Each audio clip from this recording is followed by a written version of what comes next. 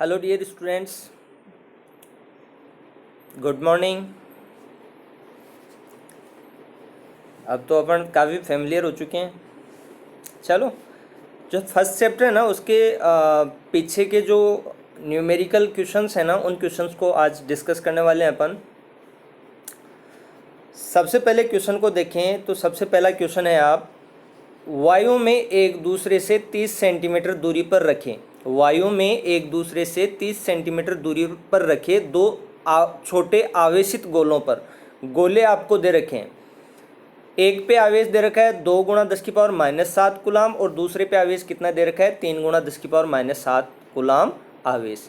आपको Q1 का मान दे रखा है। देखो, आपको क्या ज्ञात करना है, उनके मध्य कूलाम बल ज्ञात करना है। आपको फॉर्मूला बताया हुआ है F बराबर K Q1 Q2 अपॉन में R²। सिंपल सा फॉर्मूला होता है, तो उसी फॉर्मूले के बेसिस पे आप क्या कर सकते हो। देखो, Q1 दे रखा है, Q2 दे रखा है, कूलाम में दे रखा है, इसको चेंज करने की जरूरत नहीं है। और दूरी आपको सेंटीमीटर में दे रखी है, तो उसको मीटर में कन्वर्ट करने के लिए आप क्या कर दोगे, 100 का भाग दे दोगे तो 0.3 मीटर हो जाएगा।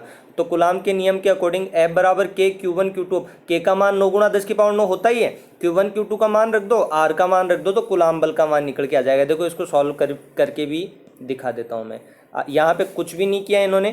क्या किया है, देखो क्या किया है,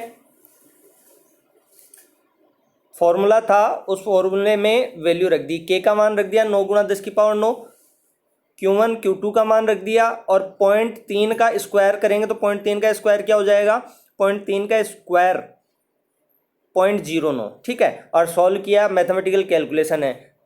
दोनों आवेशों के Q1 Q2 दोनों धनावेश है ना, तो दोनों आवेशों के मध्य प्रतिकर्षण बल लगेगा, ये भी स्पष्ट कर दिया। चलो, अब सेकंड क्वेश्चन को देखते हैं। देखो, सेकंड क्वेश्चन में क्या है,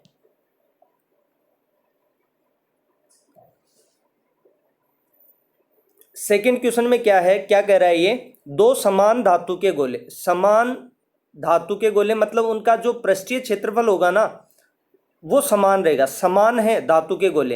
एक पे कितना आवेश है 10 माइक्रोकूलाम और दूसरे पे कितना आवेश है -20 माइक्रोकूलाम। आवेश से आवेशित है। यदि इनको एक दूसरे के संपर्क में लाकर, इनको क्या करेंगे, पहले एक दूसरे के संपर्क में लाएंगे, ठीक है, अलग कर पुनः उसी दूरी पर रख दिया जाए, तब दोनों अवस्थाओं में बल का अनुपात ज्ञात कीजिए। देखो, आपको माइक्रोकूलाम में दे रखा है, तो पहले तो उसको कूलाम में कन्वर्ट करो। आवेश को 10 गुणा 10⁻⁶ और -20 गुणा 10⁻⁻, माइक्रो को हटाओगे तो क्या आएगा, 10⁻⁶ से मल्टीप्लाई करना पड़ेगा, तो कूलाम में कन्वर्ट हो गया। अब सिंपल सी बात है कि इस सिचुएशन में पहले आपको बल का मान ज्ञात करना है, तो वही बल का फॉर्मूला लगाया, इसमें कुछ भी नहीं किया और क्या कर लिया, बल का मान कैलकुलेट कर लिया। तो दूरी आपको नहीं दे रखी है यहाँ पे, इस सिचुएशन में दूरी क्या आपको नहीं दे रखी है, तो दूरी को आपने R ही रखा है, तो फाइनली क्या आ गया माइनस, देखो K का मान भी यहाँ पे नहीं रखा है, -2K गुणा 10⁻⁻10 बटा में R², ये बल का मान आ गया।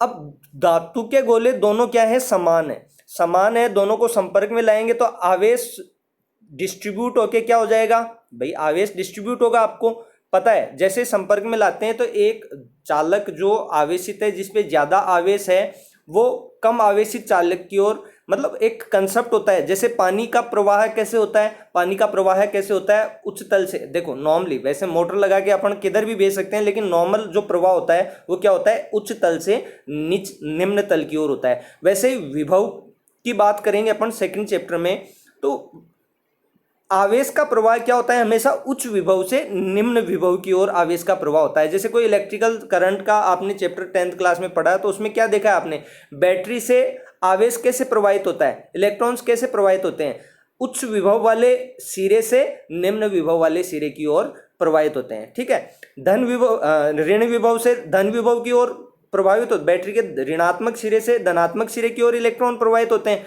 तो वो क्यों होते हैं, क्योंकि ऋण सिरा धन सिरा उच्च विभव निम्न विभव सिरे होते हैं आपके, तो आवेश का प्रवाह उसी कारण से होता है। यहां पे भी जैसे दोनों गोलों को आपने देखो, एक पे क्या है +10 माइक्रोकूलाम आवेश है, दूसरे पे क्या है -20 माइक्रोकूलाम आवेश है, तो आवेश की मात्रा अलग अलग है, तो उसके अकॉर्डिंग इनके ऊपर विभव भी क्या होगा, अलग अलग होगा। देखो, वैसे ये आगे का कंसेप्ट है, लेकिन अब बात यह है कि दोनों गोलों का समान गोले अपन को बताए हैं, मतलब पृष्ठीय क्षेत्रफल दोनों का समान रहेगा।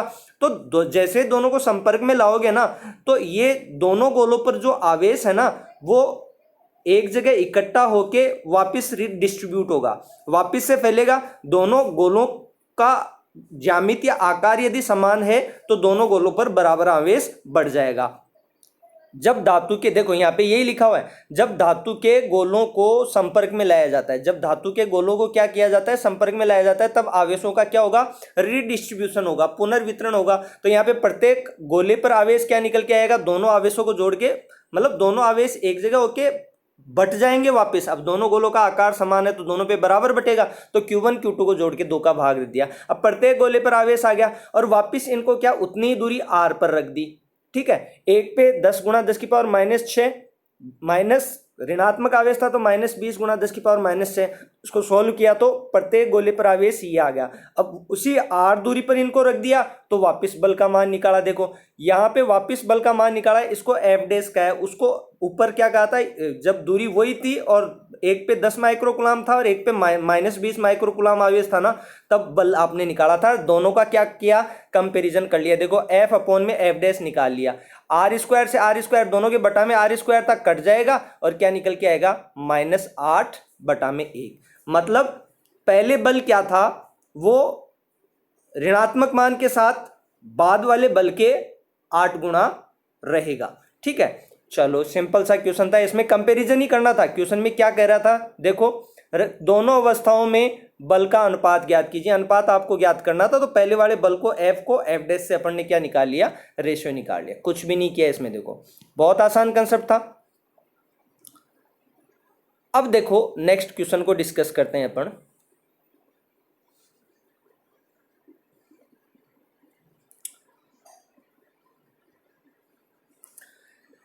नेक्स्ट क्वेश्चन क्या कह रहा है कि भुजा ए वाले एक समबाहु त्रिभुज के शीर्ष ए और बी पे क्या है, एक तो ए शीर्ष है और एक बी शीर्ष है। इन पे क्या आवेश रखा हुआ है, समान आवेश रखा हुआ है, क्यों। ठीक है, त्रिभुज के बिंदु सी पर विद्युत क्षेत्र का परिमाण ज्ञात कीजिए। अब यहाँ पे विद्युत क्षेत्र का परिमाण ज्ञात करना है। अध्यारोपण का सिद्धांत अपन ने सीखा है कि नहीं सीखा है। ठीक है, तो इस आवेश की वजह से यहाँ पे विद्युत क्षेत्र ज्ञात कर लो और इस आवेश की वजह से यहाँ पे विद्युत क्षेत्र ज्ञात कर लो। और अध्यारोपण का सिद्धांत क्या कहता है, किसी बिंदु पर परिणामी विद्युत क्षेत्र क्या होगा, अलग अलग आवेशों के द्वारा स्वतंत्र रूप से उत्पन्न विद्युत क्षेत्रों के सदिश योग के बराबर होगा। देखो कंसेप्ट अपन ने सही तरीके से सीखा है ना, तो वो कंसेप्ट आपको उतना ही हेल्प करता है न्यूमेरिकल पोर्शन को सॉर्ट आउट करने में। नई चीजें भी यहाँ पे सीखने को मिलती हैं। तो कंसेप्ट क्लियर करने के लिए, सारे कंसेप्ट अच्छे से क्लियर करने के लिए जितना इंपॉर्टेंट थ्योरी को स्टडी करना होता है ना, उतना ही इंपॉर्टेंट कंसेप्ट समझ के और न्यूमेरिकल पोर्शन को भी करना होता है।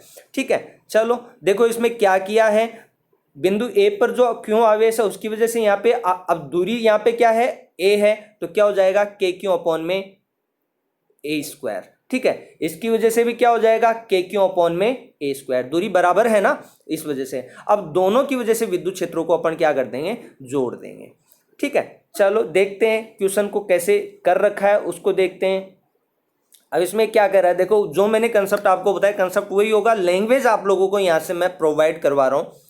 क्या कह रहे हैं, देखो माना बिंदु ए पर स्थित आवेश क्यों बिंदु बी पर स्थित आवेश क्यों के कारण, माना बिंदु ए पर स्थित आवेश क्यों तथा बिंदु बी पर स्थित आवेश क्यों के कारण बिंदु सी पर विद्युत क्षेत्र की तीव्रताएं क्रम से एक ए पर स्थित आवेश के कारण ई कह दिया और बी की वजह से ई बी कह दिया। ठीक है, अब इनको कैलकुलेट कर लेंगे। अब चूंकि दोनों आवेशों का परिमाण क्या है, देखो बराबर है, क्यों क्यों, और दोनों आवेशों के कारण दूरी भी क्या है, बराबर है। तो इस वजह से अपन क्या कह सकते हैं, ई ए बराबर क्या होगा, ई बी बराबर के क्यू अपॉन में दूरी आर की जगह ए है तो ए स्क्वायर। ठीक है, दैट्स वाई बिंदु ई पर विद्युत क्षेत्र, अब यहां पे देखो अपन सीधा होता तो कैलकुलेट कर लेते, लेकिन यहां पे एंगल का बहुत मायने रखेगा।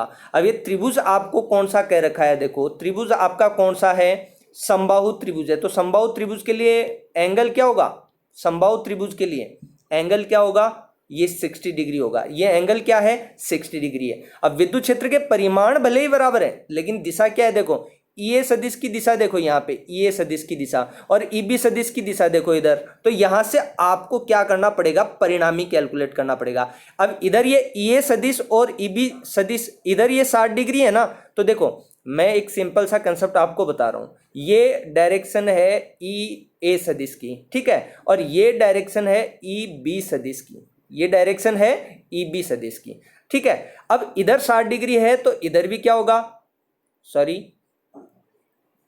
इधर भी क्या होगा, ये 60 डिग्री होगा, ये भी 60 डिग्री होगा।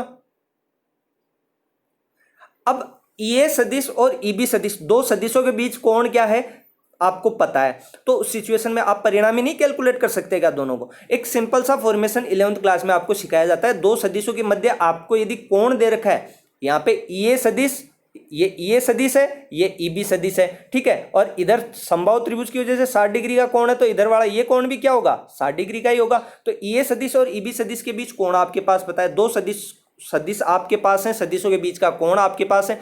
11th क्लास में बताया जाता है कि ए सदिश और बी सदिश के बीच यदि थीटा कोण है तो परिणामी क्या होता है उनका, आर बराबर अंडर के अंदर A square plus B square plus 2ab cos theta. अब यहाँ पे एफ ई ए सदिश है और ई बी सदिश है, तो इनका परिणामी क्या होगा, ई बराबर अंडर के अंदर E A square plus E B square plus 2 E B cos 60 degree है तो 60 डिग्री काम में ले लीजिए। देखो ऐसा ही कुछ कर रखा है, परिणामी इन दोनों का ज्ञात कर लिया क्योंकि एंगल अपने पास है। ये देखो 60 डिग्री यहाँ पे काम में ले लिया है, 60 डिग्री काम में लेके परिणामी कैलकुलेट कर लिया है। ए का मान आपके पास है, ई बी का मान, दोनों बराबर हैं तो बराबर कर दिए, जुड़ जाएंगे, रूट के बाहर आएगा तो √3 ई ए आएगा, तो √3 ई ए का मान रख दिया, ये आपके पास वैल्यू निकल के आ गई। इसमें ज़्यादा परेशान होने की जरूरत नहीं है, क्यों का एक का मान आपको दे ही नहीं रखा, तो एक फॉर्मेशन के रूप में ही आपको रिजल्ट निकल के आएगा, तो ज़्यादा परेशान होने की जरूरत नहीं है। वेरी सिंपल क्वेश्चंस, ठीक है, बहुत सिंपल क्वेश्चंस हैं। चलो अब आगे बढ़ते हैं, नेक्स्ट क्वेश्चन को डिस्कस करते हैं।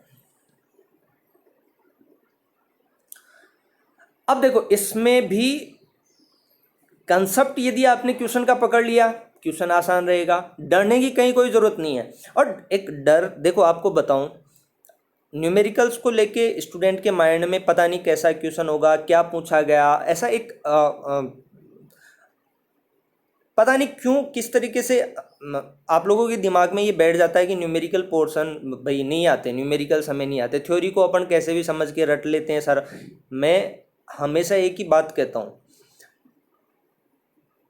if you are up to date with your concepts then you will enjoy the numericals। यूं सॉल्व करोगे आप न्यूमेरिकल्स को, बेटा जो कंसेप्ट्स मैं डिस्कस कर रहा हूँ, मेरे अब तक के कैरियर में जो लगभग 9-10 साल का कैरियर है, जितना मेरे को फिजिक्स पढ़ाते हुए टाइम हो गया है, उसमें इंस्टीट्यूट से कभी भी आप संपर्क करो, पूछिए, इवन मेरे कैरियर में इवन ए सिंगल पर्सन ने, इवन ए सिंगल स्टूडेंट ने कभी ये नहीं कहा कि सर ये बात समझ में नहीं आई, क्योंकि मैं समझाते वक्त कंसेप्चुअली हर चीज़ को ऑलरेडी क्लियर कर देता हूँ। दूसरा, मेरा लैंग्वेज इतना आसान रहता है कि ऑटोमेटिकली यदि नॉर्मल से, और कई बच्चे ऐसे होते थे मेरे पास जो 10वीं में 45% 48% ऐसे होते थे, उन बच्चों ने 90% साइंस के अंदर बढ़ाई। तो कहीं कोई कमजोरी वाला वो नहीं होता है, कमजोरी या इंटेलिजेंसी वो बच्चे की मेहनत के ऊपर डिपेंड करता है। आप लोग यदि मेहनत करोगे, इवन मैंने 100/100 भी दिए, कहीं कोई दिक्कत नहीं है। यदि किसी को डाउट हो तो आप इंस्टीट्यूट से संपर्क कर सकते। ध्यान रखें चीज़ों को, आप कंसेप्चुअली क्लियर रखें, न्यूमेरिकल पोर्शन अपने आप ईजी हो जाएगा, ठीक है। चलो आगे बढ़ते हैं।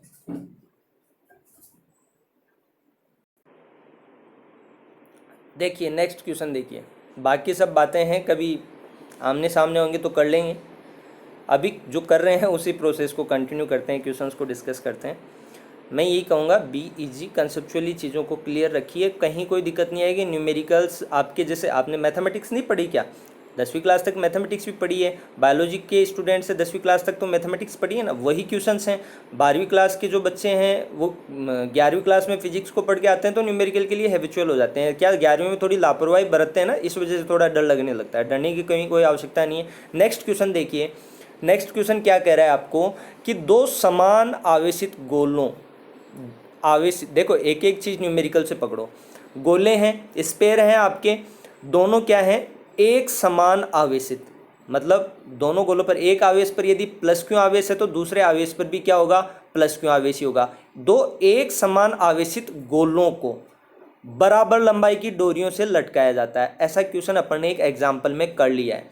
किसी सरफेस से देखो, यहाँ पे एक सरफेस आप लेके इनको क्या दो बराबर लंबाई की डोरियां आपने ली हैं और क्या किया है, इनको लटकाया है। ठीक है, क्या कह रहा है, दो एक समान आवेशित गोलों को बराबर लंबाई की डोरियों से लटकाया गया है। डोरियां परस्पर 30 डिग्री का कोण बनाती हैं। ये कोण क्या है, यहाँ वाला ये कोण क्या है, देखो 30 डिग्री का कोण है, तो बीच में से डिवाइड किया तो इधर वाला कोण भी 15 डिग्री का हो गया और इधर वाला कोण भी 15 डिग्री का हो गया। बात समझ में आ रही है? डायग्राम के साथ इसको समझ रहे हैं क्वेश्चन को। जब 0.8 ग्राम प्रति सेंटीमीटर क्यूब, प्रति सेंटीमीटर की बजाय इसने सेंटीमीटर की पावर -3, ये क्या कर रखा है, ये जो निकाय है ना वो किसी लिक्विड में है, घनत्व के द्रव्य में लटकाया जाता है। किसी लिक्विड, यहाँ पे जो घनत्व है ना वो आपको दे रखा है 0.8 ग्राम सेंटीमीटर की पावर -3, बटा में चले जाएंगे, ऊपर पावर है -3 का, तो चलो ऐसे किसी द्रव्य में इनको लटकाया गया है। तब भी वही कोण रहता है। पहले तो क्या है, इनको वैक्यूम में मतलब निर्वात में लटकाया गया है, बाद में इनको क्या एक द्रव में लटकाया गया है जिसका डेंसिटी क्या है 0.8 ग्राम प्रति सेंटीमीटर क्यूब, इसमें लटकाया जाता है। तब भी इनके बीच में कोण वही रहता है 30 डिग्री का। ठीक है, यदि गोले के पदार्थ का घनत्व, यदि गोले के पदार्थ का, अब आपको जो गोले दे रखे हैं ना, स्फीयर दे रखे हैं, उनके पदार्थ का घनत्व 1.6 ग्राम प्रति सेंटीमीटर क्यूब है, तब द्रव का परावैद्युतांक ज्ञात कीजिए। द्रव का परावैद्युतांक ज्ञात आपको करना है। इसमें कुछ नहीं किया, कंसेप्चुअली जो चीज़ें पहले आपने निर्वात के लिए लगाई ना, आगे जब इनको द्रव में रखा जाएगा तो वही चीज़ें आपको बाद में लगाएंगे। अब आपको देखो घटक तोड़ना और वो चीज़ें मैंने ऑलरेडी एक एग्जाम्पल डिस्कस किया था, उसमें बता दिया था, लेकिन फिर से यहाँ पे डिस्कस कर लेते हैं। देखो यहाँ किया क्या है, यहाँ किया क्या है, देखो क्या कह रहा है बंदा, माना प्रत्येक गोले का द्रव्यमान m है, m द्रव्यमान मान लिया और प्रत्येक गोले पर आवेश क्या मान लिया, क्यों, दोनों गोलों पे समान आवेश है तो एक पे क्यों आवेश है तो दूसरे गोले, तो इसने क्या कहा है, प्रत्येक गोले का द्रव्यमान m है और प्रत्येक गोले पर आवेश कितना है, क्यों कूलाम है। क्वेश्चन कह रहा है अब ये साम्यावस्था में है तो गोलों के बीच की दूरी आपने क्या मान ली, r मान ली। प्रत्येक गोला 3 बलों की वजह से संतुलन में है।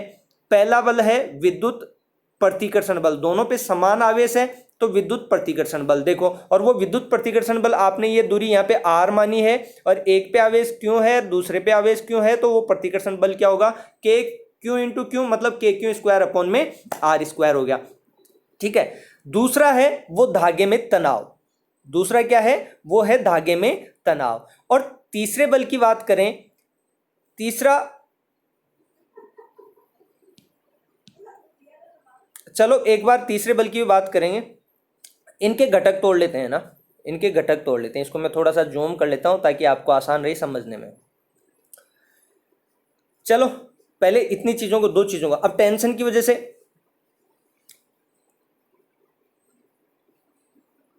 अब देखो ये इधर एंगल क्या है,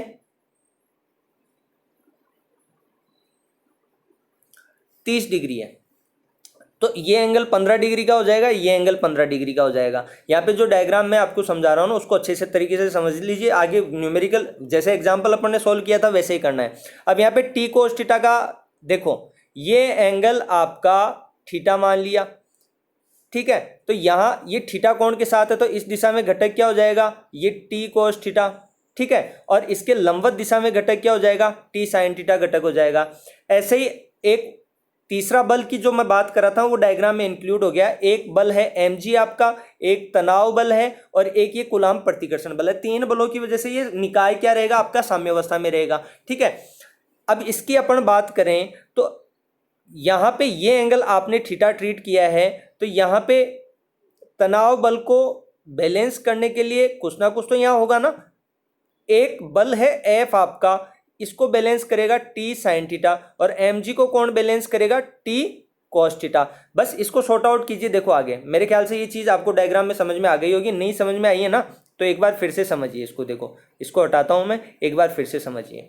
ये एंगल्स आपके स्पेसिफाइड हैं 15 डिग्री, ये भी 15 डिग्री। अब बात कर रहे हैं इसकी टी की घटक तोड़ने की, तो ये एंगल अपन ने थीटा ट्रीट किया है, थीटा ट्रीट किया है तो इसका इस डायरेक्शन में घटक क्या हो जाएगा, जिस दिशा में थीटा कोण बनता है तो उसका घटक क्या होगा, टी कोस थीटा, और इसके लंबवत दिशा में, इस दिशा में घटक क्या हो जाएगा, टी साइन थीटा हो जाएगा। ठीक है, तो यहां पे अब तनाव आपका तिरेगा। बाकी एफ को देखो आप, बाकी एफ को देखो, एफ को आप देखोगे तो एफ क्या है, क्षैतिज है, ठीक है, हॉरिजेंटल है, और एम जी क्या है आपका, एम जी क्या है, ये वर्टिकल है, ये वर्टिकल है। आपका एफ तो क्या है, हॉरिजेंटल है, क्षैतिज है, और एम जी क्या है आपका, वर्टिकल है। तो मेरे ख्याल से इनके घटक तोड़ने की जरूरत नहीं है, एक ही था जिसकी दिशा क्षैतिज या ऊर्ध्वाधर के साथ किसी कोण पर है, और वो कोण अपन ने क्या माना है, यहाँ पे देखो वो कोण अपन ने क्या माना है, थीटा माना है, ये कोण थीटा माना है, तो इस वजह से इसके घटक इस दिशा में टी कोस थीटा, इस दिशा में टी साइन थीटा। ठीक है, ये बैलेंस करेंगे, एम जी को बैलेंस कौन करेगा, ये टी कोस थीटा घटक करेगा, और एफ को बैलेंस कौन करेगा, टी साइन थीटा घटक करेगा।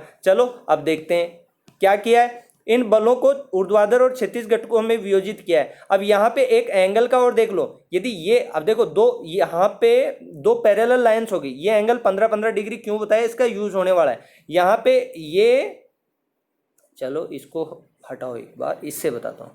एक तो ये और एक ये डैश डैश डैश है ना, ये दोनों क्या है, एक दूसरे के पैरेलल हैं। तो यहाँ पे ये एंगल आपका 15 डिग्री का है, ये एंगल कितना होगा, 15 डिग्री का ही होगा। दो समांतर रेखाओं को एक तिर्यक रेखा से काटे तो ये आपके एकांत त्रिकोण होगी। यहाँ पे जैसे अपन देखेंगे 15 डिग्री को यूज कर लेंगे, तो टी कोस 15 डिग्री काम में लेंगे और टी साइन 15 डिग्री काम में लेंगे। तो टी कोस 15 डिग्री काहे के काम में आएगा, इसको बैलेंस करने के लिए काम में आएगा एम जी को। तो यही किया गया, इन बलों के ऊर्ध्वाधर व क्षैतिज घटकों में वियोजित करने पे टी कोस 15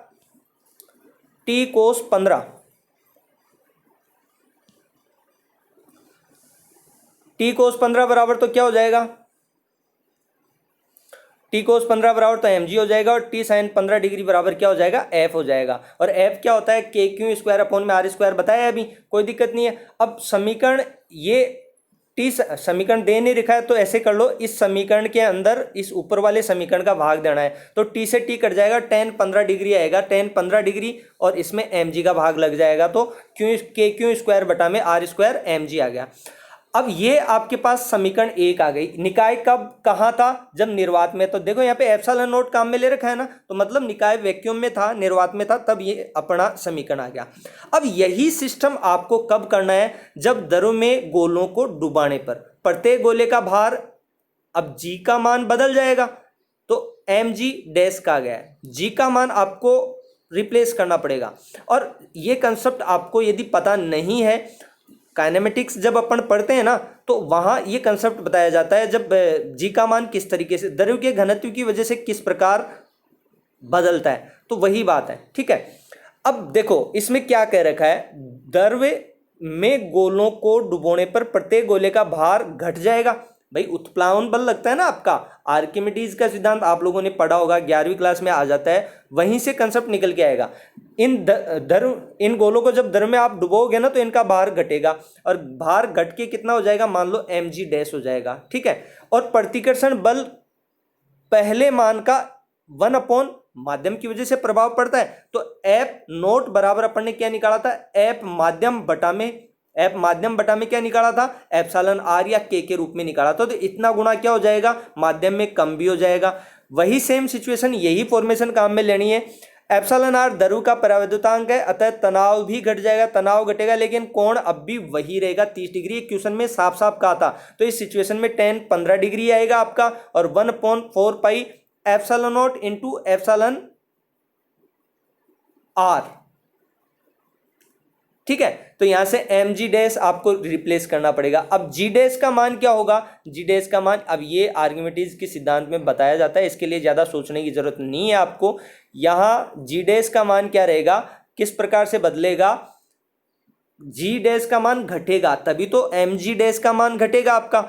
जी डैश पे निर्भर कर रहा है सारा, द्रव्यमान कभी नहीं बदल, वस्तु का द्रव्यमान कभी नहीं बदलता है, केवल भार बदलता है। ऐसा आपने ग्रेविटेशन में देखा होगा, पृथ्वी पर जी का मान अलग होता है, चंद्रमा पे जी का मान क्या होता है, g/6 होता है। जी का मान बदल गया तो यहाँ पे और चंद्रमा पे द्रव्यमान वस्तु का वही रहता है, लेकिन भार बदल जाता है। जैसे यहाँ पे 6 kg है, 6 kg द्रव्यमान है तो 60 न्यूटन उसका भार हो गया या किग्रा भार हो गया, ठीक है। जी का मान 10 से रिप्लेस कर दिया, लेकिन यहाँ 60 न्यूटन भार है तो वहाँ चंद्रमा पे जाते ही क्या हो जाएगा, 10 न्यूटन भार हो जाएगा, 6 गुना कम होता है। तो यहाँ पे द्रव्यमान कभी नहीं बदलता है वस्तु का स्थान परिवर्तन से, लेकिन जी के मान बदलने की वजह से उसका भार बदल जाता है। तो ये द्रव्य में जब आप डुबो रहे हो तो उस सिचुएशन में जी का मान बदल के कितना हो जाता है, जी डैश बराबर जी जो निर्वात में था वो ब्रैकेट के अंदर 1 माइनस डी द्रव्य बटा डी ठोस के अंदर, यहाँ पे आपने रिप्लेस कर लिया इसको, तो यहाँ से जी का मान।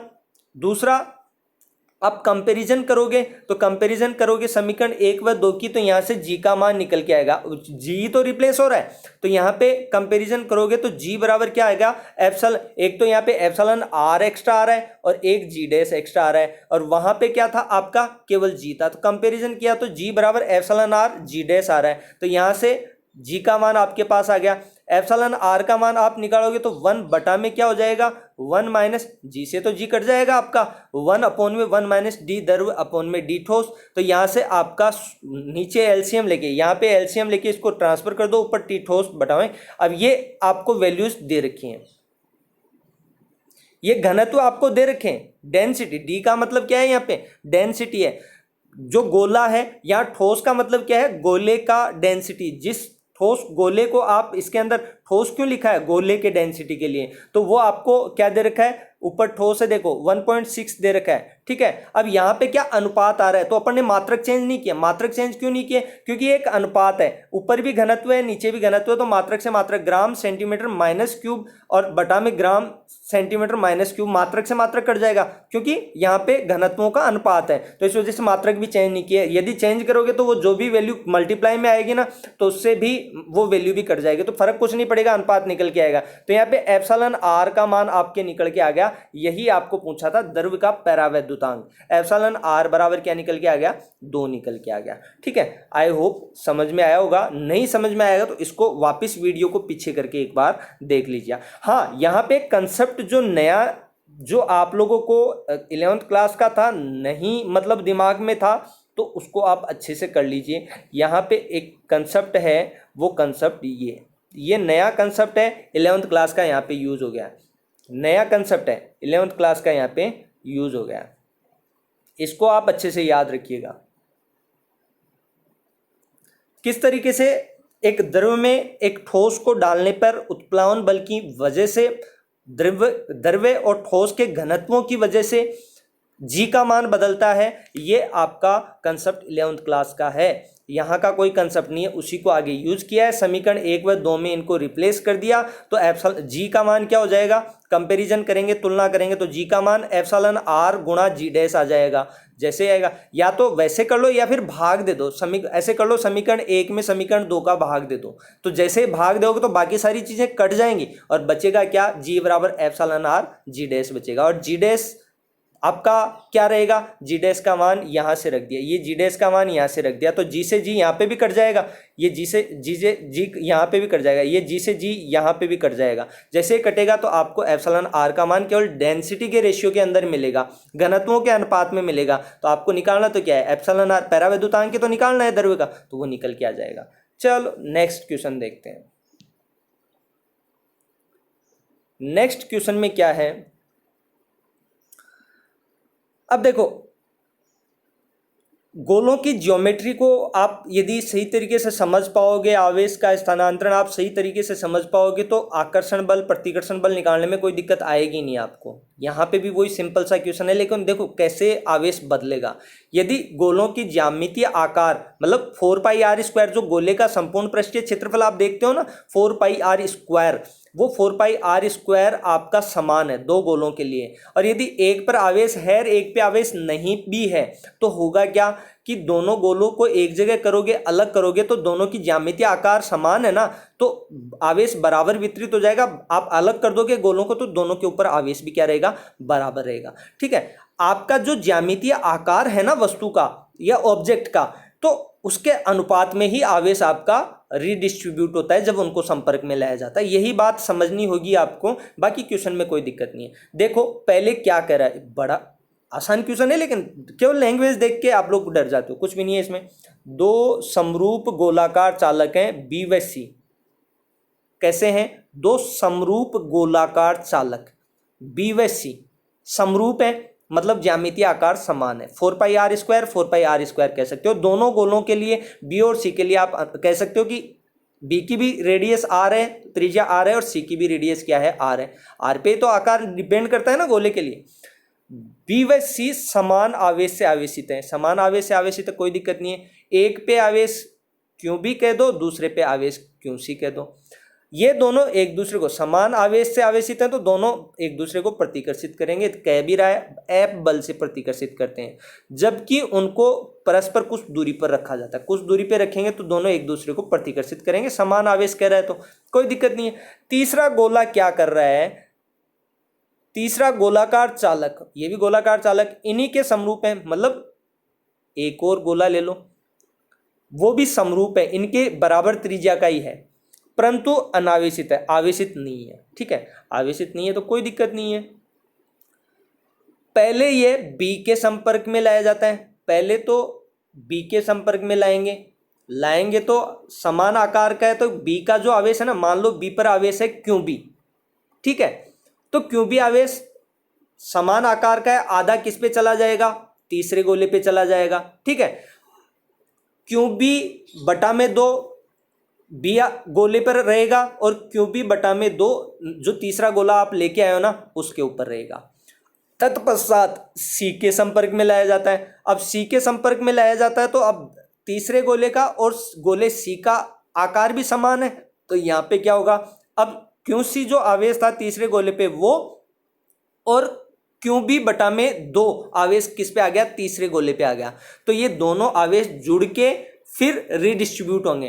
पहले तो अकेला क्यू बी आवेश था बी गोले पे, तो वो आधा आधा बट गया तीसरे गोले पे और बी गोले पे। अब उसको वहां से हटा के सी गोले के संपर्क में लाए, तो सी गोले से संपर्क में लाओगे ना, तो यहाँ पे अब तीसरे गोले पे भी आवेश है। अब देखो यहाँ पे इसको तीसरा गोला है, इसको नाम डी दे दिया, तो डी को यूज करके मैं आपको बोलता हूँ भाई, डी गोले को पहले आपने बी के संपर्क में ले गए, तो बी गोले पर केवल आवेश था, डी गोला अनावेशित था, तो बी गोले का आवेश क्यू बी है ना, वो बराबर बट गया। बी गोले पे क्यू बी बटा में 2 हो गया, और डी गोले पे क्यू बी बटा में 2 हो गया। अब यहाँ इस डी गोले को हटा के और दूसरे गोले सी के संपर्क में लाया जाता है, तो सी पे कितना आवेश है? मान लो क्यू सी आवेश है, तो अब क्यू सी आवेश तो है सी गोले पे, और डी गोले पे कितना है? Q B by 2। तो ये दोनों मिलके और फिर बराबर बटेंगे, क्योंकि आवेश आकार क्या है? तीनों गोलों का समान है। ठीक है, तो अब अलग कर दिया जाएगा, और अब बी और सी के मध्य नया जो आवेश बचेगा ना, उसके आधार पर प्रतिकर्षण बल ज्ञात करना है। देखो यहाँ पे क्यू बी बाई 2 हो गया, जब डी गोले को बी गोले के संपर्क में लाए, तो पहले गोले पे बी गोले पे कितना आवेश बचेगा? बी गोले पे केवल क्यू बी बाई 2 आवेश बचेगा। याद रखना इस चीज को। देखो लास्ट में जब कूलाम प्रतिकर्षण बल निकालोगे बी और सी के बीच में, तो यही आवेश काम में लेना है। अब डी गोले को क्या करना है? सी के संपर्क में लाओगे तो पुनः गोलों पर कुल आवेश कितना है? क्यू सी गोले पे क्यू सी आवेश है, और डी गोले पे क्या है? Q B by 2। ये भी समान मात्रा में वितरित होगा। अब क्यू बी बराबर क्या है? Q C. दोनों गोलों पे अपन ने कहा नहीं था क्या? तो क्यू बी को आपने क्या लिख दिया यहाँ पे? इस क्यू बी को क्या लिख दिया? क्यू सी लिख दिया। भाई संपर्क में लाने के पहले बी गोले पे और सी गोले पे क्या था? आवेश बराबर था ना, मतलब क्यू बी बराबर क्या था? Q C. तो यहाँ से क्यू बी को आपने रिप्लेस कर दिया और क्यू सी लिख दिया। तो क्यू सी तो ये था ही, और क्यू सी बटा में 2, 3/2 क्यू सी हो गया। और ये 3/2 क्यू सी आप बराबर बांटोगे डी में और सी में, तो क्या होगा? 1.5 का आधा करोगे तो 3/4 नहीं होगा क्या? 3/2 में 2 का भाग दोगे तो 3/4 हो जाएगा ना। तो सी गोले पे कितना आवेश बचेगा? सी गोले पे कितना आवेश बचेगा? 3/4 क्यू सी। ठीक है, तो दोनों गोलों का आवेश आपको पता चल गया। दोनों गोलों का बी गोले का और सी गोले का आपको आवेश पता चल गया। कितना होगा वो तो रिप्लेस कर दो। देखो कूलाम प्रतिकर्षण बल जब आपने निकाला है ना, तो कूलाम प्रतिकर्षण बल में आपने किया क्या है? बी गोले पे सी गोले पर आवेश, पहले तो बल ये रहेगा कि क्यू बी क्यू सी बटा में R², और अंत में गोले बी व सी के नवीन प्रतिकर्षण बल क्या होगा? Q B dash Q C dash का बी गोले पे आवेश क्या बचा था, देखो क्यू बी बाई 2, और सी गोले पर आवेश क्या बचा था 3/4 क्यू बी, और बटा में क्या है आर स्क्वायर है। क्यू बी बराबर क्यू सी था, इसको रिप्लेस कर दो आप, रिप्लेस कर दोगे क्या होगा, रिप्लेस कर दोगे तो क्या होगा 3/8 के क्यू बी क्यू सी बटा में आर स्क्वायर। तो इसको आप क्या लिख सकते हो, एफ लिख सकते हो, ये एफ यही तो है, तो इसको रिप्लेस किया तो पहले जो बल था ना उसका कितना बल बचेगा, पूरी प्रक्रिया करने के बाद कितना बल बचेगा 3/8 बल ही बचेगा। ठीक है, घट गया बल, नवीन प्रतिकर्षण बल क्या होगा पहले की तुलना में 3/8 ही रहेगा। चलो नेक्स्ट क्वेश्चन डिस्कस करते हैं।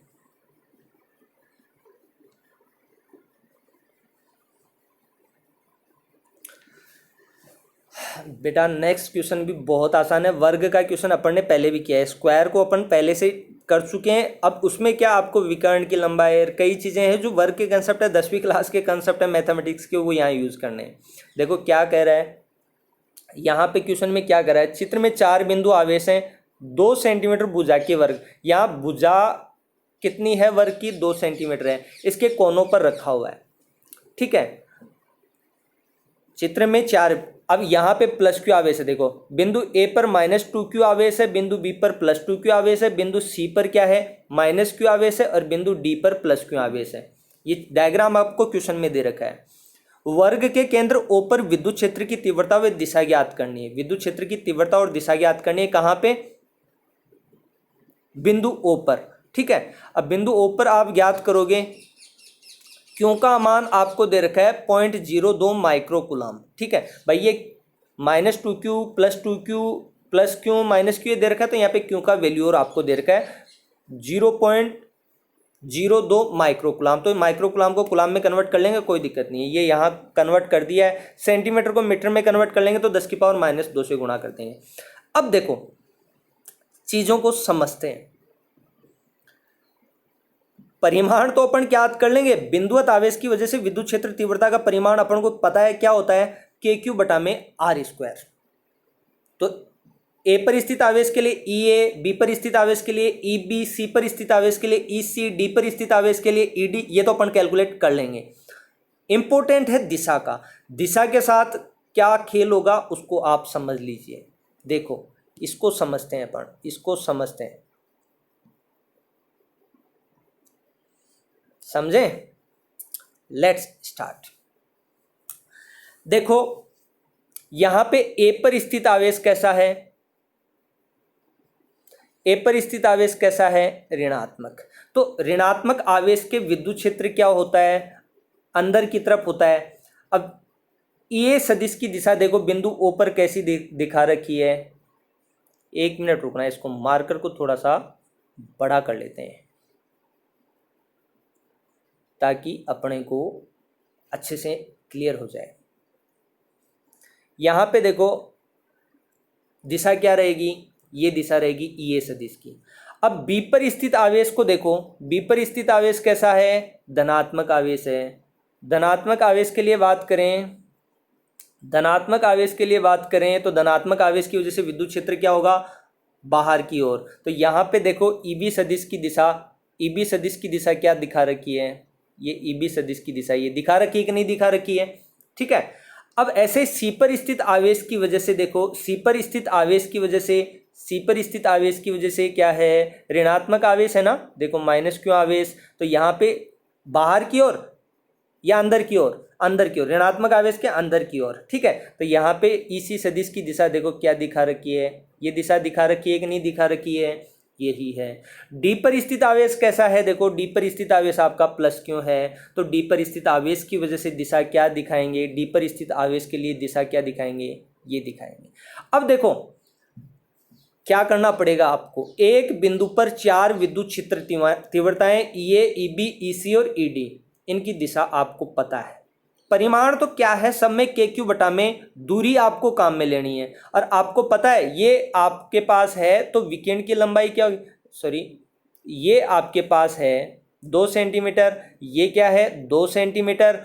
तो ये विकिरण की लंबाई आप ज्ञात कर लोगे ना, तो विकिरण की लंबाई ज्ञात कर लोगे तो इसका आधा करके दूरी भी आपको मिल जाएगी, ये दूरी और ये दूरी भी मिल जाएगी। विकिरण की लंबाई अपन ने √2a देखा था ना, आधार स्क्वायर प्लस इसको करोगे आधार स्क्वायर प्लस लंब स्क्वायर करोगे और इसको कर्ण को निकालोगे तो क्या होगा, आधार स्क्वायर लंब स्क्वायर इसका रूट। तो दोनों से कर्ण की लंबाई जो भी आएगी उसको आधा कर लोगे, दूरी मिल जाएगी आपको।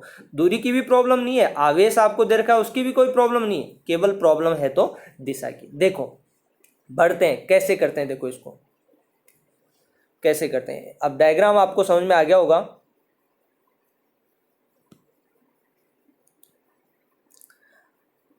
दूरी के लिए सबसे पहले इसने कहा है, देखो डायग्राम के साथ ही बता देता हूं।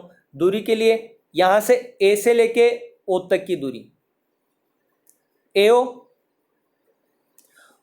ओ से लेके बी तक की दूरी, सी से लेके ओ तक की दूरी और डी से लेके ओ तक की दूरी, ये चारों दूरियां क्या होंगी, बराबर होंगी। और वो क्या होंगी, एसी की आधी कर लो, विकर्ण की आधी कर लो, मैंने ये तो कहा है। और विकर्ण क्या होता है आपका, विकर्ण क्या होता है, √2ac।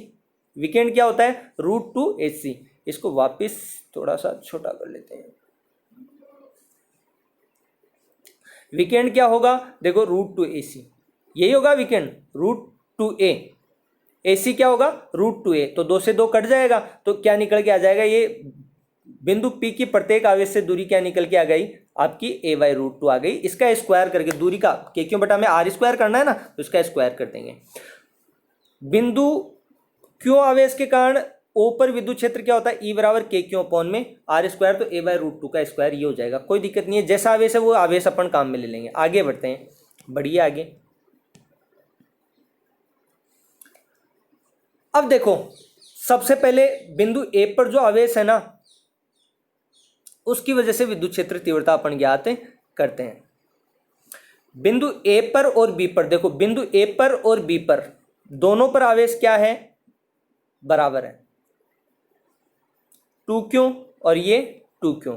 अब प्लस माइनस चिन्ह अपन परिमाण की बात करेंगे, आवेशों का परिमाण क्या है, बराबर दिशा। बाकी अपन ने प्लस माइनस आवेश की वजह से तो दिशा तो बताई दी ना, तो यहाँ परिमाण में दिशा की बात नहीं करेंगे अपन। k/q 2q आवेश बराबर है ए पर स्थित आवेश की वजह से ओ पर विद्युत क्षेत्र का परिमाण और बी पर स्थित आवेश की वजह से ओ पर विद्युत क्षेत्र का परिमाण, ये बराबर रहेंगे। तो ये बराबर अपन ईबी कह के इसको सॉर्ट आउट कर लेंगे। देखो क्या कहा है, आवेश 2q के कारण केंद्र O पर विद्युत क्षेत्र क्या होगा, E' बराबर क्या होगा, k2q बटा में दूरी का स्क्वायर बराबर, ऊपर विद्युत क्षेत्र को देखा आपने E निकाला था, तो इसको पूरे को रिप्लेस करोगे तो क्या आएगा, 2e आवेश। क्यों आवेश की वजह से जो आवेश होगा, विद्युत क्षेत्र होगा, उसका दोगुना हो जाएगा 2q आवेश की वजह से, क्योंकि आवेश का परिमाण भी क्या हो गया, दोगुना हो गया, तो 2e हो गया। अब यहाँ पे EA बराबर EB बराबर क्या होगा, 2e, और बिंदु C की वजह से विद्युत क्षेत्र और बिंदु D की वजह से विद्युत क्षेत्र क्या है, बराबर है। अब इस चीज को समझिए, इस चीज को समझना है, परिमाण के रूप में आपने E के रूप में निकाल लिया। देखो फिर से देखो इसको क्या किया है, क्यों आवेश की वजह से विद्युत क्षेत्र आपने निकाल लिया, ये है, क्यों आवेश की वजह से विद्युत क्षेत्र आपने निकाल लिया, ये है, और 2q आवेश की वजह से आपने विद्युत क्षेत्र निकाल लिया। या तो क्यों आवेश रखा, अब प्लस माइनस है कोई दिक्कत नहीं है, लेकिन चीजें आसान करनी है, अपन को उलझना नहीं है। तो क्यों आवेश रखा हुआ है या तो कोने पे, या फिर 2q आवेश है। धनात्मक ऋणात्मक की वजह से केवल दिशा की लड़ाई देखेंगे अपन, वो दिशा की लड़ाई देखो कैसे सॉर्ट आउट की है। यहाँ पे एक रिलेशन निकाल लिया, E की वजह से और q आवेश की वजह से विद्युत क्षेत्र और 2q आवेश की वजह से विद्युत क्षेत्रों के बीच में एक रिलेशन निकाल लिया। और वो रिलेशन क्या है यहाँ पे, वो रिलेशन ये है, यहाँ पे 2q आवेश की वजह से विद्युत क्षेत्र क्या होगा, q आवेश की वजह से विद्युत क्षेत्र का दोगुना होगा। ठीक है, अब बिंदु A पे और B पे क्या है, 2q आवेश रखा हुआ है, तो EA बराबर क्या होगा, EB बराबर 2e होगा। ठीक है, और बिंदु C पर स्थित आवेश की वजह से और बिंदु D पर स्थित आवेश की वजह से विद्युत क्षेत्र क्या होगा, क्योंकि आवेश रखा हुआ है तो E आवेश, E विद्युत क्षेत्र तीव्रता होगी। तो अब देखो इस डायग्राम को फिर से समझिए, इस डायग्राम को फिर से समझिए। आपका विद्युत क्षेत्र EA सदिश इस डायरेक्शन में था, EA सदिश आपका -2q आवेश की वजह से इस डायरेक्शन में था, तो यहाँ पे 2q आवेश की वजह से आपने क्या लिख दिया, 2e लिख दिया। ठीक है, QB आवेश की वजह से विद्युत क्षेत्र किस डायरेक्शन में था, इस डायरेक्शन में था, तो यहाँ पे +2q आवेश की वजह से तो बाहर की तरफ ही होता है, +q आवेश की वजह से बाहर की तरफ ही होता है, तो यहाँ पे इसकी दिशा क्या है, इसकी दिशा क्या है, यहाँ से बाहर की तरफ, तो यहाँ पे भी इसको क्या लिख दिया, 2e लिख दिया। ठीक है, अब इस माइनस क्यू आवेश की वजह से अंदर की तरफ होता है तो अंदर की तरफ हो गया, और इसको क्या लिख दिया आपने, क्यू आवेश की वजह से तो ई लिख दिया है। ऐसे ही इसकी वजह से क्षेत्र की दिशा क्या होगी, ये होगी, ये होगी, तो इसको आपने क्या लिख दिया, डी बिंदु पर स्थित आवेश की वजह से ये ई। अब देखो ये एक दूसरे के विपरीत दिशा में है तो कैंसिल करेंगे, ये 2e इधर है,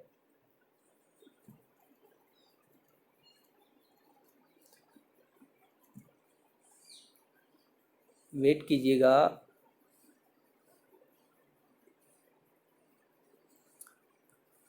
अब देखो 2e तो इस डायरेक्शन में है और e इस डायरेक्शन में है, ठीक है, दोनों एक दूसरे के प्रभाव को निरस्त करेंगे कि नहीं करेंगे, करेंगे। तो बचेगा फाइनली किस डायरेक्शन में, बचेगा फाइनली e को तो e खा जाएगा और बचेगा केवल इस डायरेक्शन में e, ठीक है, बिंदु O पर।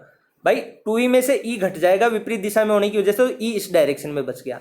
अब ऐसे बात करें तो देखें 2e इस डायरेक्शन में है और e इस डायरेक्शन में है, तो एक दूसरे के प्रभाव को निरस्त करेंगे कि नहीं करेंगे। तो यहाँ पे फाइनली बचेगा किस डायरेक्शन में, इसी डायरेक्शन में बचेगा, और कितना बचेगा, कितना बचेगा, ई बचेगा, ठीक है। और इस डायरेक्शन में कितना बच गया, इस डायरेक्शन में ई बच गया, सॉरी इस डायरेक्शन में ई बच गया। अब आपको पता होना चाहिए कि जो वर्ग है उसके विकिरणों के बीच कोण कितना होता है, ये कोण कितना होता है, विकिरणों के बीच कोण हमेशा 90 डिग्री का बनता है, ये वर्ग का कंसेप्ट है। तो यहाँ पे आपको पता होना चाहिए ये 90 डिग्री है।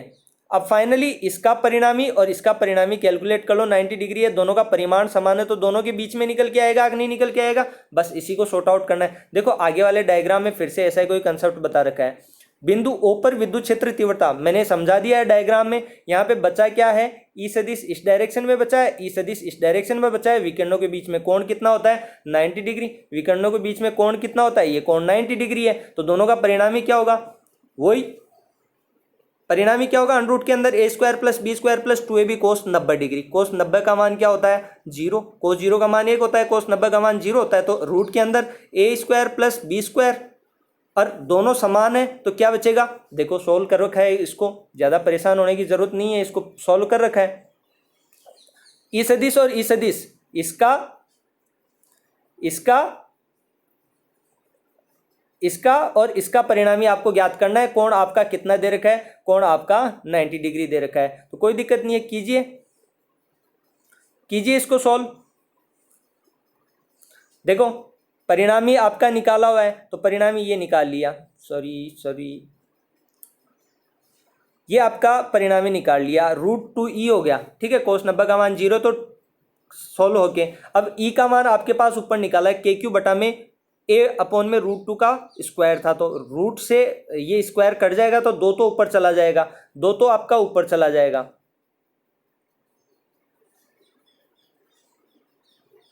दो तो आपका क्या हो जाएगा, ऊपर चला जाएगा,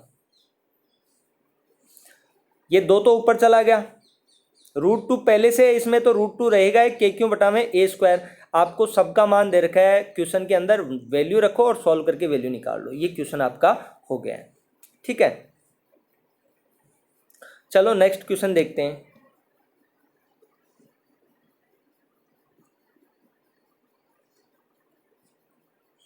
नेक्स्ट क्वेश्चन देखो, विद्युत आवेश Q को दो भागों में, विद्युत आवेश Q को दो भागों Q1 व Q2 में बांट लेते हैं और परस्पर r दूरी पर रखा जाता है, दोनों के मध्य प्रतिकर्षण का बल अधिकतम होने की शर्त क्या है। देखो आप 11th क्लास में इस फंक्शन को पढ़ के आते हो, कोई भी फिजिकल एंटिटी अधिकतम कब होगी, जब अधिकतम होगी तो वो मतलब किसी भी भौतिक राशि का परिमाण अधिकतम कब होगा, ये 11th क्लास का कॉन्सेप्ट है। यदि उस फिजिकल एंटिटी का अवकलज क्या हो जाए, 0 हो जाए।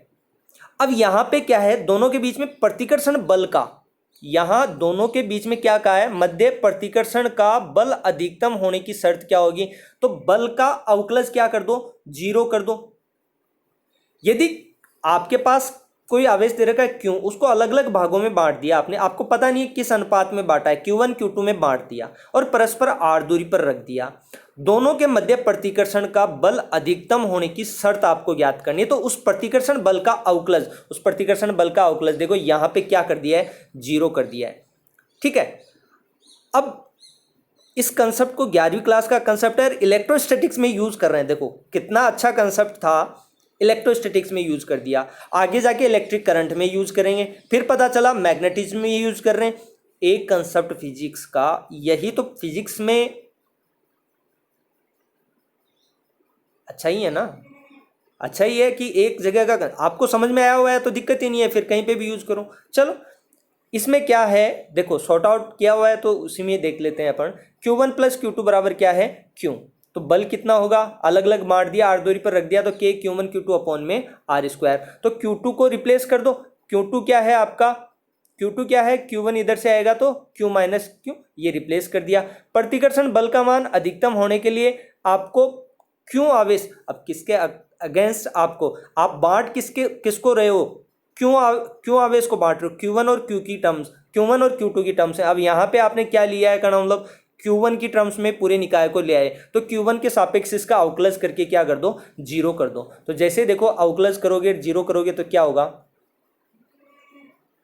यहीं से देख लो, करोगे तो क्या होगा, Q1 के सापेक्ष आप अवकलज करोगे तो इसको व्यंजक को अंदर मल्टीप्लाई कर दो, अंदर मल्टीप्लाई करोगे तो बाकी सब, अब Q1 को छोड़ के बाकी सब क्या है, कॉन्स्टेंट्स हैं, तो कॉन्स्टेंट्स होते हैं वो बाहर आ जाते हैं अवकलन के, तो यहां से K Q तो बाहर आ गया और r स्क्वायर बाहर आ गया, और Q1 का Q1 के सापेक्ष अवकलन क्या होगा, 1 हो जाएगा, तो क्या बचा KQ बटा में r स्क्वायर। ऐसे यहां पे घात का K बटाओ r स्क्वायर तो बाहर आ जाएगा, और Q1 का स्क्वायर आपको बीच बचेगा अवकलन करने के लिए, तो स्क्वायर तो आगे आ जाएगा, दो घात तो आगे आ जाएगी, घात एक क्या हो जाएगी, कम होगी, अवकलन करना तो आपको आता है ना, तो ये रहा और बराबर कर दिया 0। अब यहां से आप इसको सॉल्व करोगे तो Q1 का मान क्या निकल के आ गया, Q/2 निकल के आ गया। इसका मान सॉल्व करोगे, Q1 का मान जो स्टार्टिंग में Q1 प्लस Q2 बराबर Q रखा था ना, उसमें Q1 का मान रखोगे तो Q2 का मान निकल के आ जाएगा, मतलब Q1 बराबर Q2 बराबर क्या निकल के आएगा, Q/2 निकल के आएगा। देखो 7 क्वेश्चन अपन ने डिस्कस कर लिए हैं, अच्छे से समझने के चक्कर में थोड़ा समय भी लगाया है, तो इस चीज़ की वैल्यू आप समझे, सारी क्वेश्चंस को समझेंगे आप, बाकी और 7-8 क्वेश्चन बच रहे हैं पार्ट के पीछे का, जो नेक्स्ट क्लास में डिस्कस कर लेंगे। ओके, निकालो भैया क्वेश्चंस को निकालो, समझ में आएगा, अच्छे से समझ में आएगा। यदि आपको पढ़ना है मेहनत करनी पड़ेगी, there is no other option. ध्यान रखना एक ही चीज़ है, वर्क हार्ड फ्रूटफुल होगा, यदि हार्डली आप वर्क नहीं करोगे तो फिर उस चीज़ के लिए फिर लास्ट में जाके अफसोस के बगैर कुछ नहीं बचता है अपने लिए। ठीक है, so okay, thank you, thanks a lot.